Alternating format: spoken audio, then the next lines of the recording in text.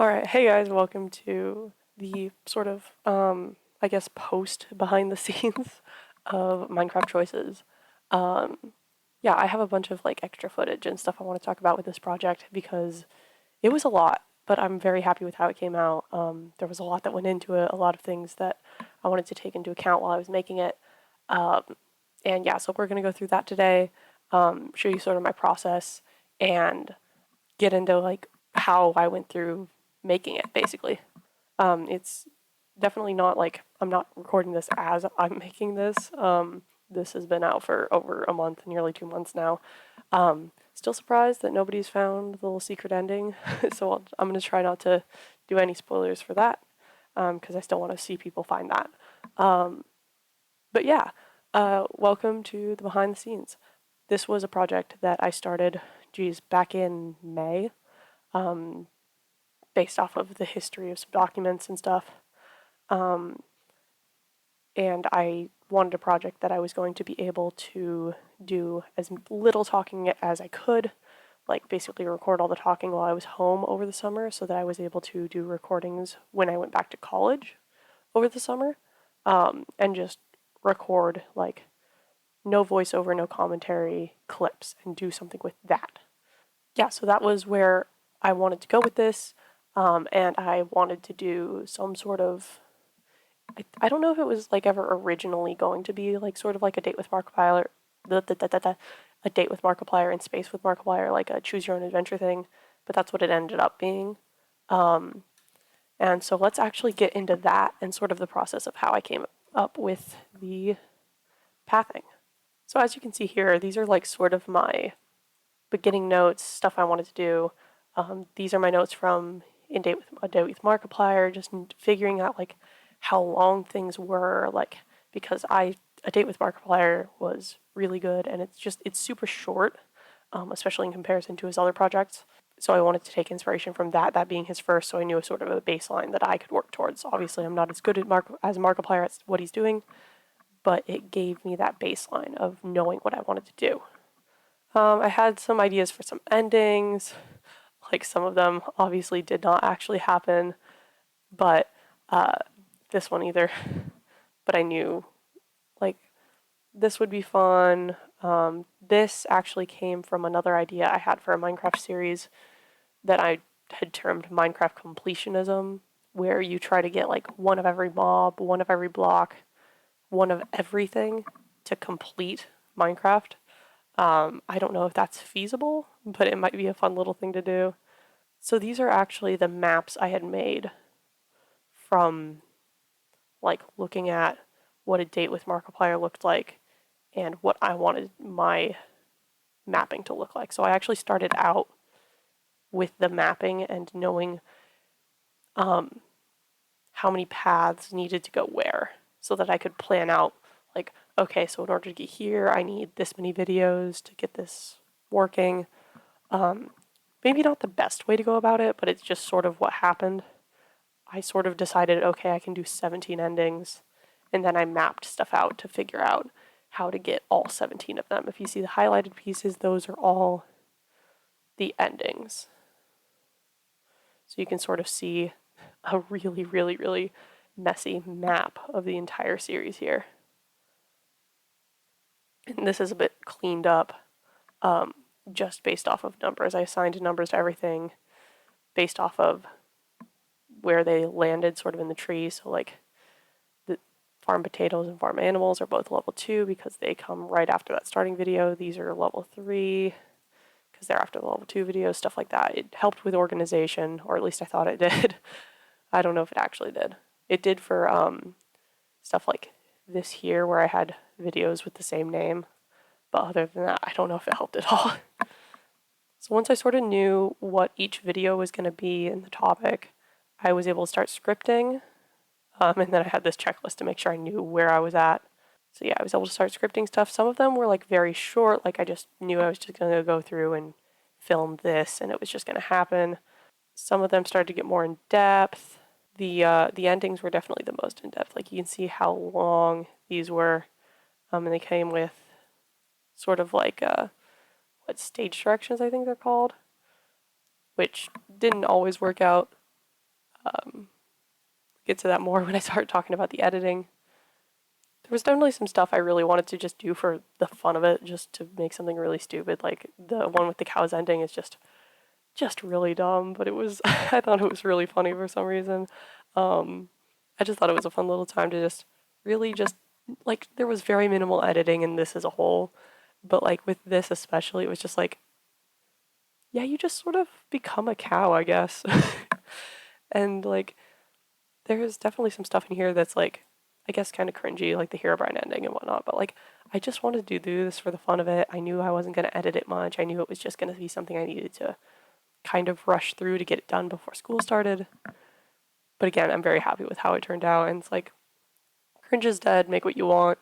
If you do stuff with commitment and confidence, then like you're gonna come off better than if you don't. Like, if you like give any indication that you know what you're doing is cringe, it comes off as more cringe. Trust me. But yeah, that's like most of the talk about the scripting. Like, some of the stuff is like, I told myself what I needed to grab for each video. That was one of the harder things, is making sure that the inventory stayed somewhat consistent. With like a Markiplier makes, a date with Markiplier, stuff like that.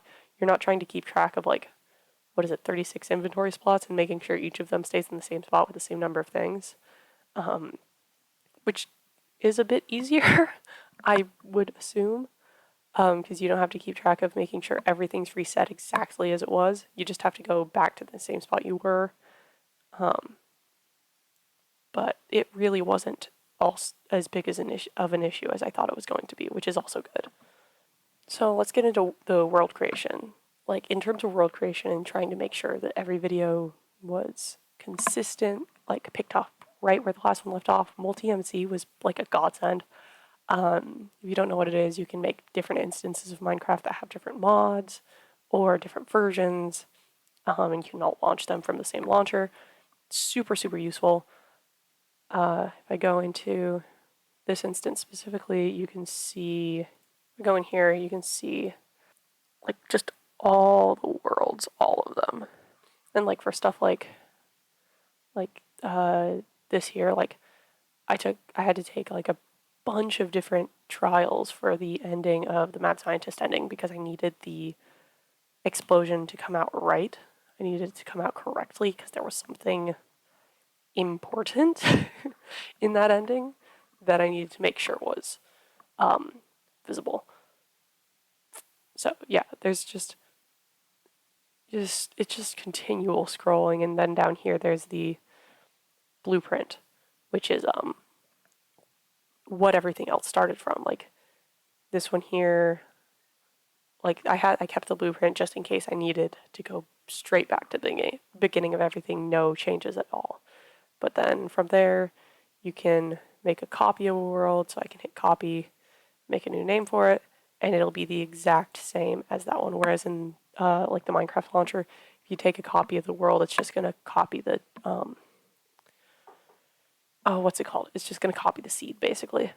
Whereas this, it would copy exactly where I last stood, exactly what blocks I had placed, my inventory, everything. It was an exact copy of what was going on. Fun fact about this seed in particular, in the original spot where that house is built, there were actually pumpkins out over by the river, so I had to remove those in order to make the Golem King ending and the Herobrine stuff. So, because like if the pumpkins were there, there wouldn't be really a point in traveling to try and find pumpkins. So yeah. So in terms of recording then, after that, I obviously had to start from the earliest videos and work my way down to the middle ones in the end, which was a little bit annoying because I would have liked to have done the harder videos, which would have been the endings probably while I was at home, when I had a little bit more freedom to do what I needed to. But you know, what are you going to do when you're trying to like make an entire map from start to end, making sure everything's consistent? It didn't really work like that.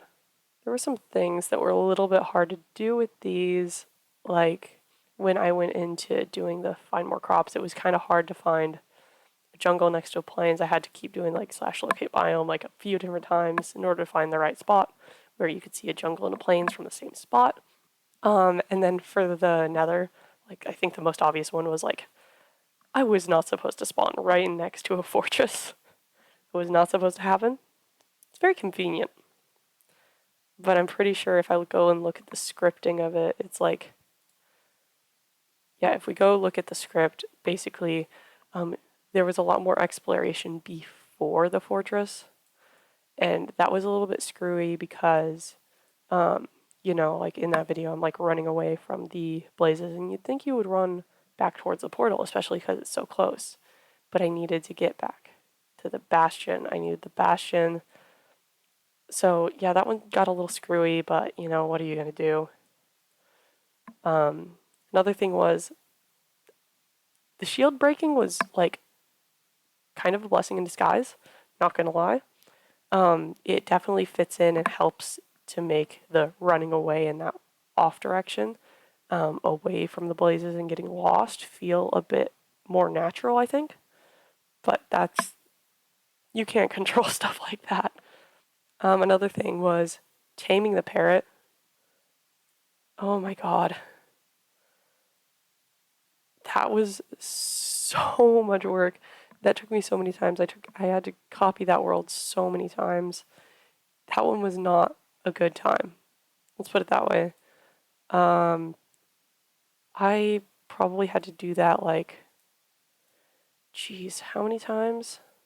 Too many?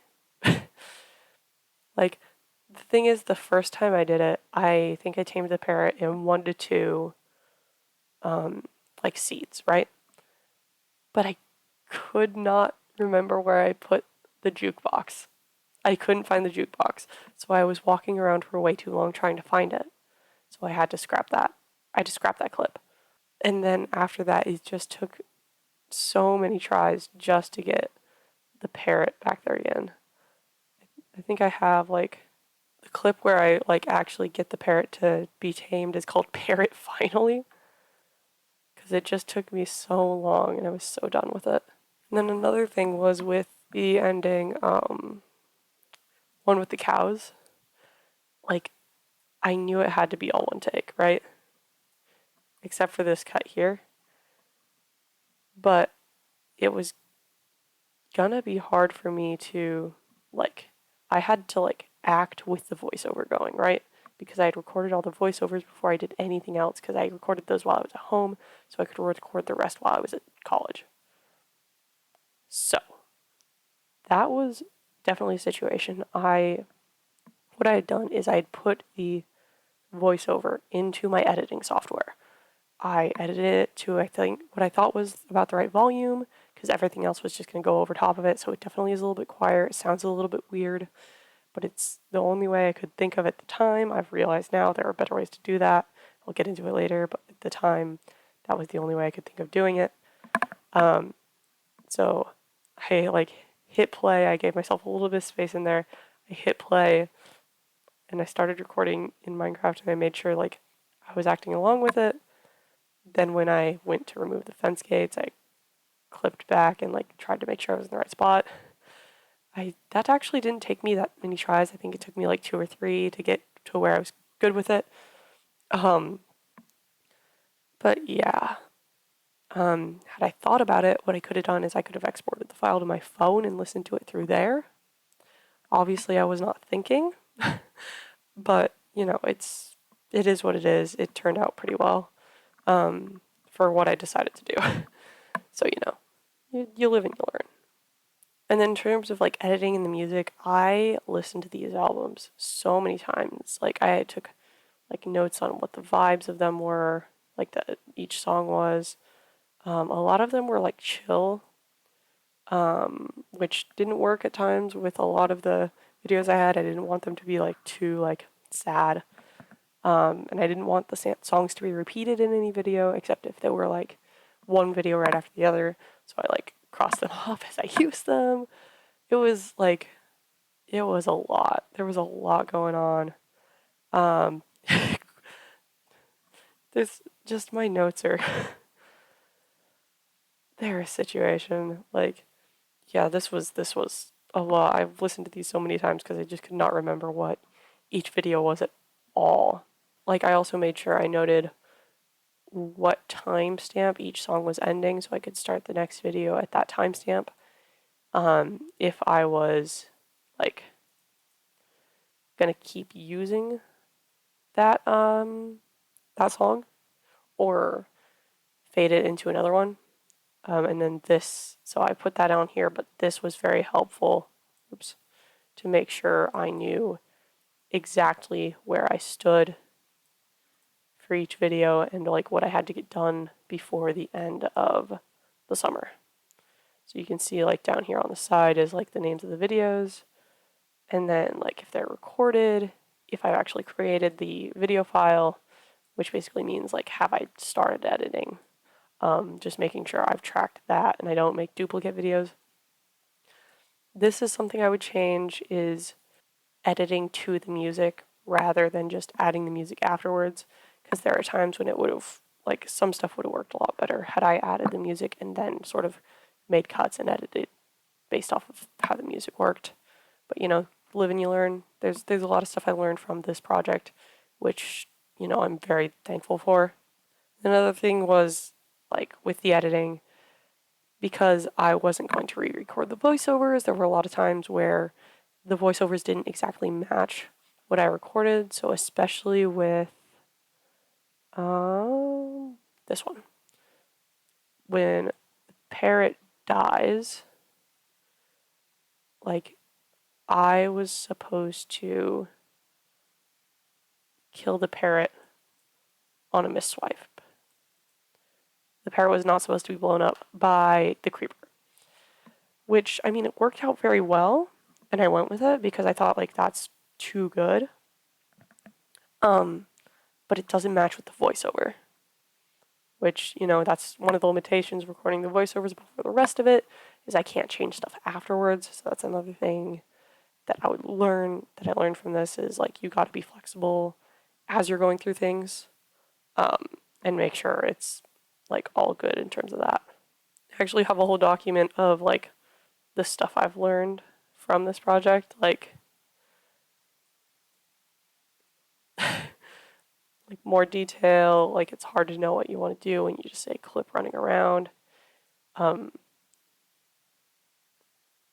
It's hard to create a cohesive narrative when there is no narration. Like when there's no talking, it's hard to know like what's going on. It's hard to make it intriguing. Take more film than is needed. There were some times where there wasn't enough sort of leeway on either end of a clip. So that's something I learned from this. But yeah, given my time constraints, I'm very happy with like how this all turned out, like what I was able to do with this. Just the number. I think there's like, did I count it like 35 videos? It's like 35 total videos or something like that. Given they're all like 2 minutes long or so, but like that's quite a few videos, and I'm very happy with like what I was able to do, like keeping track of everything. If I were to do this again, I would not go for 17 endings. That's too many to keep track of effectively. I don't remember how many. I mean, Heist with Markiplier probably has more, but it's like he spent more time on that than I did on this. So yeah, I would love to do more like this, like storytelling stuff, but with like a longer form series, I have a couple of ideas in mind, but those won't be feasible for a while, honestly. But yeah, thank you for watching this, listening to me ramble on about this project, because like it's I'm very happy with how it turned out. If you have any questions, put them in the comments and I'll go answer them, or maybe I'll make another video talking about like some of your guys' like questions about this project, because like I'm very happy to answer if you have any. And now I'll probably also put a few like of the blooper clips in here, because like the reason I'm doing this now is like I still have all of the documents on my laptop, and they're taking up so much space because there's so many videos. And I need to get rid of them. So I'll probably choose some of my favorite little clips and stuff and add those on, like some bloopers, some stuff that just went wrong, because it's taking up so much space on my computer. It's insane. I tried to download like SolidWorks because I need to update SolidWorks for some of my classes, and I couldn't. Yeah, anyways, thanks again for being here, watching, and listening to me ramble. I will see you guys around again. Comment any questions you have, and I'll get around to them. Bye.